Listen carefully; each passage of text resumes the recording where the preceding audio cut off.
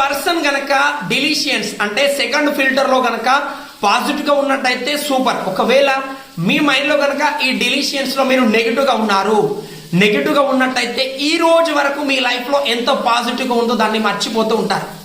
ఈ రోజు వరకు మీరు ఒక రిలేషన్స్ లో ఉన్నారు, ఒక ఫ్రెండ్షిప్ లో కావచ్చు, మీకు ఎంతో పాజిటివ్ గా ఉన్నారు, ఏదో ఒక సందర్భంలో విడిపోయారు, రిలేషన్స్ అనేది బ్రేక్ అయ్యారు, ఒక ఫ్రెండ్షిప్ లో ఎక్కడైనా ఒక బ్రేక్ అయింది అనుకుందాం. ఆ రోజు వరకు అతని ద్వారా మీరు ఎంత పాజిటివిటీని చూసారో మర్చిపోతుంటారు. ఈ సందర్భంలో జరిగిన సిచ్యువేషన్స్ కి అతన్ని టోటల్ గా బ్లేమ్ చేస్తుంటాం మన చుట్టుపక్కల ఉన్న పీపుల్స్ చాలా సార్లు. ఒక పర్సన్ ప్రజెంట్ జరిగిన సిచ్యువేషన్ ని బేస్ చేసుకొని ఒక పర్సన్ గురించి, ఒక వ్యక్తి గురించి నెగిటివ్ గా మాట్లాడుతున్నారంటే తన ఒక ఫిల్టర్ టోటల్ గా నెగిటివ్ గా డిలీషన్స్ లో ఉన్నాడు. ఈ రోజు వరకు అతని ద్వారా ఎంతో మనం బెనిఫిట్ పొందుంటాం, అవన్నీ మర్చిపోతూ ఉంటారు. మీరు కనుక ఇలాంటి మైండ్ సెట్ లో ఉన్నట్టయితే పాజిటివ్ జనరైజేషన్ రండి. పాజిటివ్ జనరేషన్ రావాలంటే ఆ సిచ్యువేషన్స్ ఎలా బయటికి రావాలి, ఎలా ఉండాలి, ఆ సందర్భంలో ఎలా స్పందించాలి విషయాల పరంగా క్లారిటీగా మీరు నోట్ చేసుకోవాలి.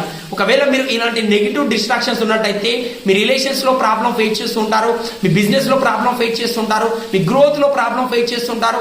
ఎందుకోసం అంటే మన లైఫ్ లో మనం ఒక ఏరియాలో ఎదగడానికి ట్రై చేస్తున్నప్పుడు మన గ్రోత్ లో అప్ అండ్ డౌన్స్ కామన్. మరి ఆ సందర్భంలో ఏం జరుగుతుంది, పీపుల్స్ ఎదురవుతుంటారు, వెళ్ళిపోతుంటారు, వస్తుంటారు, వెళ్ళిపోతుంటారు, కామన్.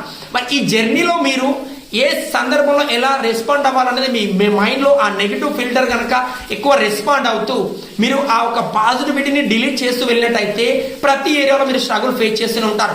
ఎంతమంది అగ్రీ చేస్తారు? If you are agree with me please type yes.